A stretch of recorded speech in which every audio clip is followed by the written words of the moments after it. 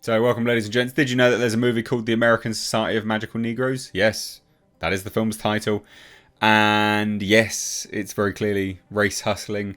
And yes, they're very clearly race grifters. And yes, the filmmakers behind it are very clearly racists. But remember, you're the problem. Alright? As they say in an interview, white people might watch American Society, right? And say that they're tired of hearing about race. But they're tired of talking about it. So why did you make the goddamn film? Oh right, sorry, to farm the racism. Gotta find racism, gotta create racism. Otherwise the grift has no grift anymore. Amazing. Absolutely amazing. So bizarre. So hit subscribe if you're new here, folks. We're going to dive into this today. Turn the bell notifications on. And do follow me over on Twitter, or X, as it's known now, at Mr. H Reviews. Because I posted some about this on there as well. So look at this. David Alan Grier. White people might watch American Society. Also, I've got to say, just as an FYI, so will black people. Black people will be like, yeah, we're tired of hearing about race as well. There's a lot of black people that follow me that are like, this is in bad taste. But we're tired of talking about it, says the person that made the film. Okay. Cool. Excellent. Now this is one of the individuals that starred in the film. So, one of the boldest movies premiering at 2024 Sundance Film Festival is The American Society of Magical Negroes. Directed by Kobe Libby, the film takes aim at the magical Negro stereotype and centres on a young man, Justice Smith, who is recruited into a society in which African American members are tasked with ensuring that white people's lives remain easy. Right. Actual dialogue from the film. What's the most dangerous animal alive? A white person that is uncomfortable. Libby Smith and co-star David Alan Grier visited the Variety studio, presented by Audible, and spoke about the reactions to their button-pushing satire. Some members of the white community and black people, and also there is no white community, right? I hate it when you just, this sort of bizarre tribalistic nature that you do. You know someone's intention the moment they start to say stuff like that. The black community, no. There is no unified black consciousness. There isn't. There absolutely isn't. You might call yourself an African American, but you've got nothing in common with actual Africans. At all.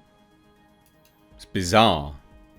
But anyway, some members of the white community will see it and say, we're tired of hearing about race. Well, we're tired of talking about it, Grier said. We're tired. We're tired too. We all want to get past this, but you can only get past it by going through it. Martin Luther King enters the chat. Like, what on earth is going on? Seriously? These people are mad. Smith remembered reactions to the film during focus screenings. He noticed that some black viewers found themselves struggling to come to terms with the film's premise. Yes, black people didn't like it either, because it's racist. The script focuses on how corporate structures in America have institutionalized black employees to act in service of and uplift their white employees.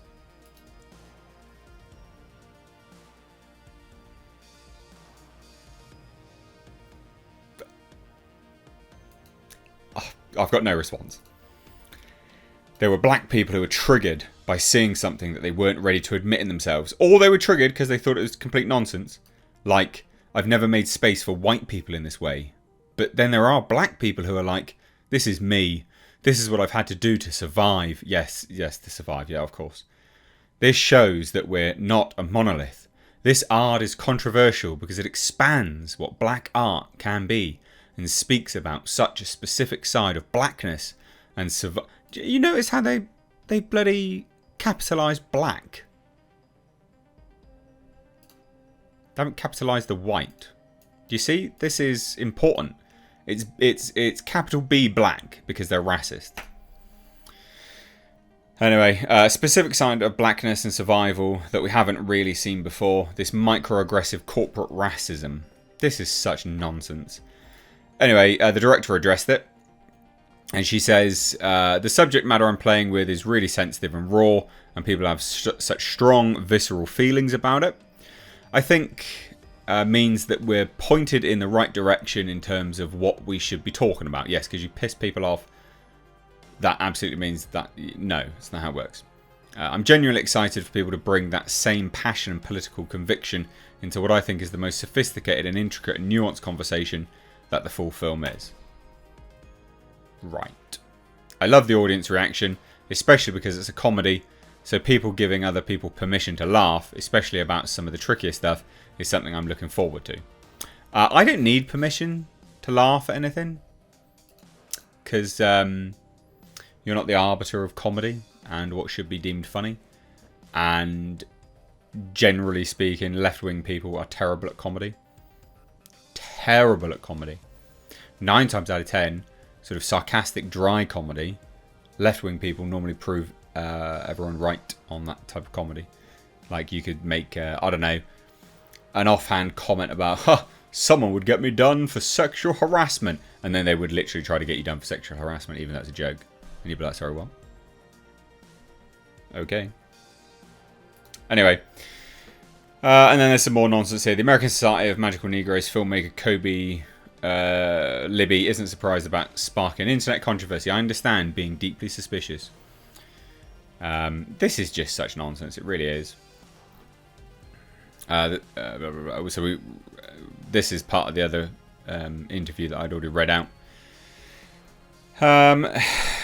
This is... I came up for air a couple of hours into working on it and realised that really what I was writing about was a very particular defence mechanism that I was taught as a black man growing up in America about how to keep myself safe and how to navigate systemic racism. And that particular defence mechanism was making sure that the powerful white people around me were comfortable. You know, that's just general respect. You shouldn't make anyone uncomfortable on purpose. Like, I don't intentionally make anyone uncomfortable. It's manners. No. Okay. Manners are racist now. Of course they are. What I realised writing about this trope and writing about the society and depicting a group of black people that, because of racism, were hyper-focused on serving white people, I found a trouble resonance in the lessons I'd learned about how to navigate America. That's a really challenging and, for me, a very embarrassing conversation for people to wade into. And it provokes very strong feelings, appropriately. This is such nonsense. White people are the most dangerous animals. Yeah. I mean, it's not okay. If I was like, yeah, black people are the most dangerous animals, I mean, my God, the uproar would be there. People wouldn't be happy about it, would they? No, they wouldn't. No, they wouldn't. Because there is a hierarchy of victimhood. Anyway, there you go. There you go. I don't have anything else to say on this. I think it speaks for itself, doesn't it? Leave your thoughts down below. Take care. Bye-bye now.